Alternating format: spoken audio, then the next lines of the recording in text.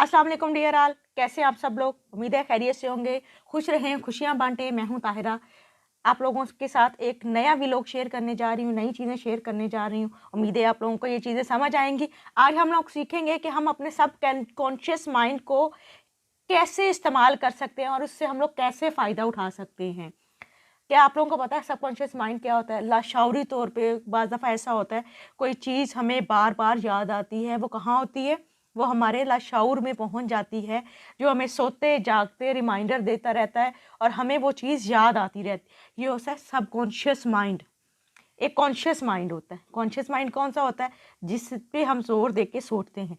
और subconscious mind क्या होता है? उसको एक दफ़ा बात याद करवाने की देर होती है और वो उस बात को हाईजैक कर लेता है और फिर वो बात हमें बार बार याद करवाता है खुद से।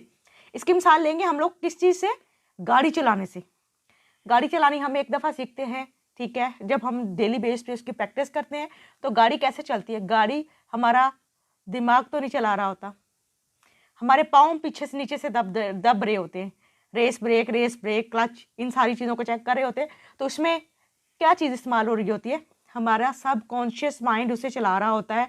वो ही हमारे पाँव को सिग्नल दे रहा होता है कि सडनली आगे कोई चीज़ आ जाती है तो हमने ब्रेक कैसे लगानी है, ठीक है। और हमने किसी से ओवरटेक करना है तो हमने रेस दबानी है, तो हम आगे जाके रास्ता ले सकते हैं उससे। ये है सबकॉन्शियस माइंड की ताकत और इस ताकत से हम आसानी से फ़ायदा उठा सकते हैं। ये इतनी मुश्किल चीज़ नहीं है, थोड़ी सी मेहनत करनी पड़ेगी, थोड़ा सा फोकस करना पड़ेगा। कभी भी आपने सबकॉन्शियस माइंड को अगर कोई चीज़ याद करवानी है तो सबसे पहले आपने क्या करना है? अगर आपको लगता है कि आप ये चीज़ भूल जाएंगे तो आप अपने सबकॉन्शियस माइंड को याद करा दें, वो आपको भूलने ही नहीं देगा। वो कैसे? आइए जानते हैं। आपने क्या करना है, जब भी कोई चीज़ काम करना है ना, तो उसको एक पेज पे लिख के अपने दरवाजे पे चिपका लिया करें। कौन सा दरवाज़ा हो सकता है? दरवाज़ा घर से बाहर का भी हो सकता है, जो अंदर आपने खोलना है और बाहर निकलना है। आपके कमरे का दरवाज़ा भी हो सकता है, या आपका ड्रेसिंग टेबल का शीशा भी हो सकता है, उस पर चिपका दें। और चीज़ें जब आप बार बार आपकी नज़र पड़ेगी तो आपको याद रहेंगी, वो उस पर मेहनत नहीं करनी पड़ेगी आपको। वो ऑटोमेटिकली आपके सबकॉन्शियस माइंड में चला जाएगा और वो आपको बार बार खुद ब खुद चीज़ याद कराएगा। इसके अलावा अगर आपने कोई चीज़ याद रखनी है तो आपने क्या करना है?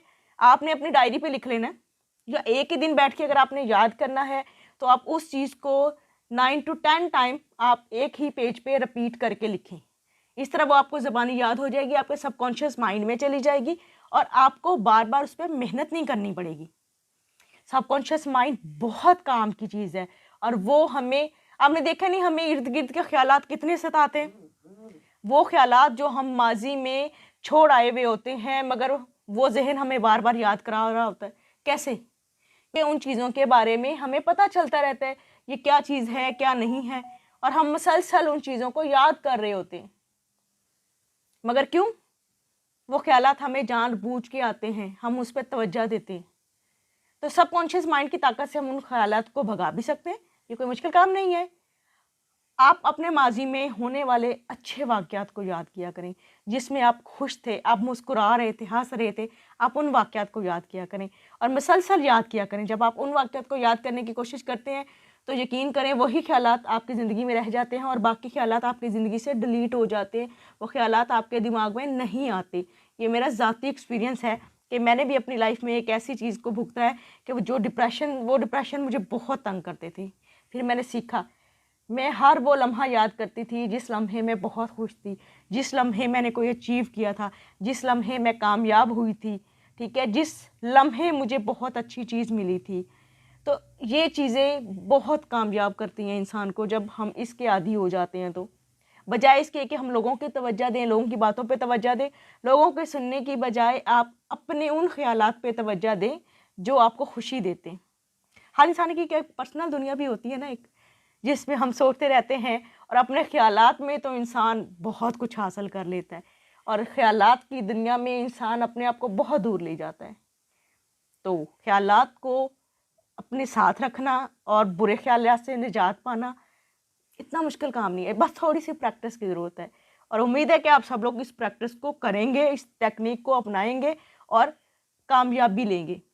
मुझे कमेंट में लाजमी बताइएगा कि आपको ये टेक्निक कैसी लगी और इस टेक्निक को आपने किस हद तक आजमाया और फॉलो किया।